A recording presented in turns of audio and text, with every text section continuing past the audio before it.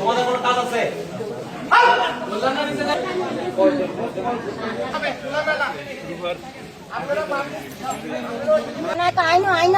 এখন এদিকে গেছে এদিকে গেছে কিছু এদিকে গেছে কিছু দক্ষিণে গেছে কিছু উত্তর দিকে গেছে ভাঙ্গার পরে। হ্যাঁ ভাঙ্গার পরে। আচ্ছা সবাইকে এই বয়সে মতো বড় মানুষ তাহলে অবশ্যই একজন একটু বড় আছিল দুগা টুপি মাথা তো পাঞ্জাবি গা মতন অল্প বড় মানে শিশু শিশু সব শিশু। এই দুইজনের বাইরে না মাদ্রাসার দুইজন, তাদের তো পাঞ্জাবি পরা ছিল। পাঞ্জাবি ছিল পাঞ্জাবি ছিল তোমাদের সাথে কারো? কে সেটা? পাঞ্জাবি পরা ছিল। সত্য কথা বলো তো বাবা, রিয়াদ আর ফারাবি কি তোমাদেরকে বলছিল এটা করতে? না সত্যটা বলো, ওটাও তো সত্য বলাও তো আমাদের ভালো কাজ, ছোয়াবের কাজ। তোমরা যে ভাঙছো যে ছোয়াবের জন্য, এই ছোয়াবের জন্য তোমাদেরকে কে বলছিল? রিয়াদ ফারাদের মধ্যে কি কেউ বলেছে? হ্যাঁ, তাহলে তোমাদের সাথে রিয়াদ ফারাদ আসলো কেন? হ্যাঁ হ্যাঁ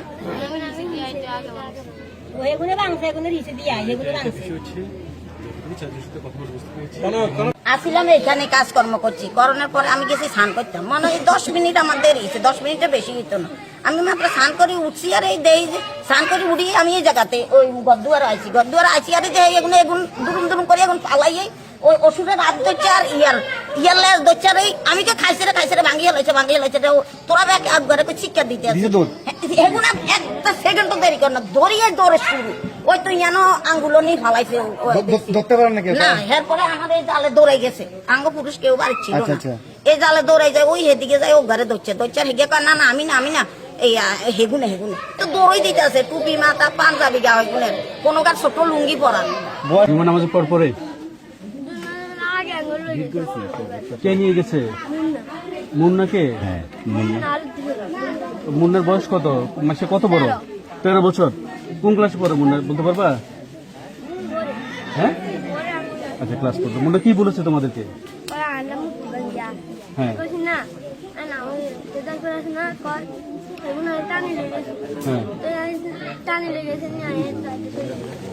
মুন্না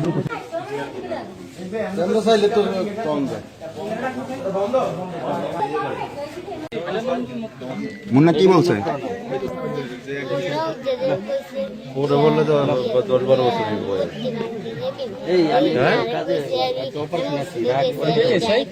কি কয়? কিছু করতো না। হ্যাঁ মুক্তি মাংতে যাইবে নি? কেটা কইছে? মুন্না কইছে। হ্যাঁ বুঝি মুন্নার কেটা কি বলছে তোমারে? কি বলছে? কি বলে নিয়েছি তোমারে? কি বলে নিয়েছি তোমারে? মানে কি বলে নিয়েছে তোমরা নামাজ পড়ার পরে? কি মুন্না মুক্তি বাংলা সব হইব এটা কি নিয়েছে আর টাকাটি এই মিনিটে তুমি এসে বলেছো আমি না দেখে বলেছো তোমার তো কোনো শক্তি নেই, দেখা দিলে কিন্তু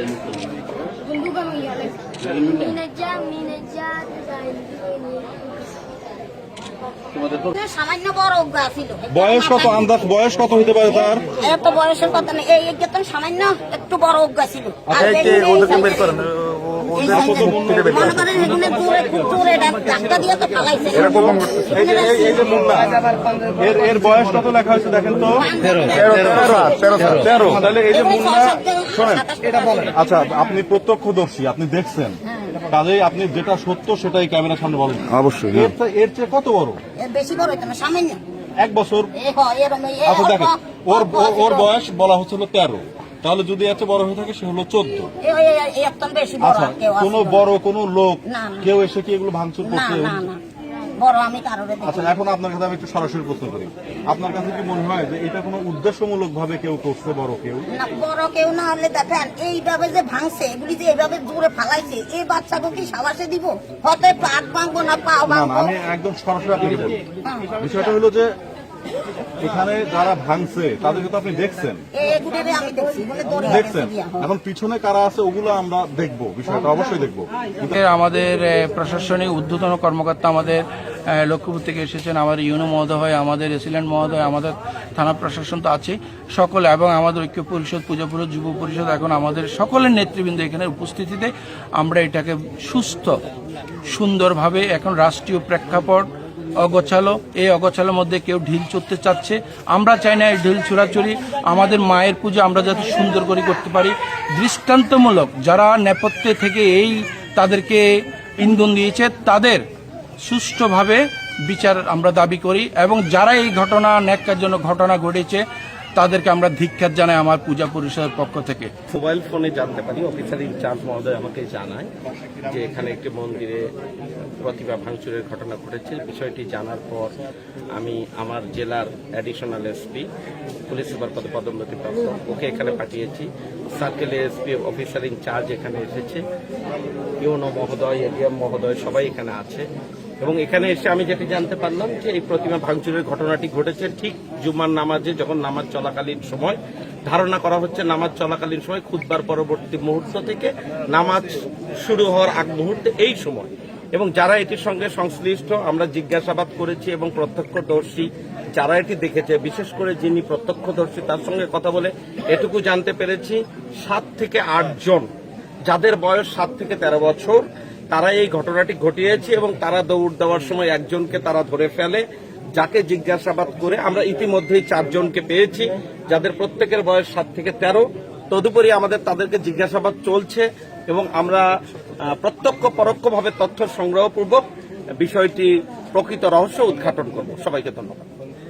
এরকম একটা কথা এসেছে, এটা একটা ভালো কাজ। এইরকম থিঙ্কিং থেকে এটা করলে তাদের পুণ্য হবে, ছোঁয়াব হবে, এইরকম।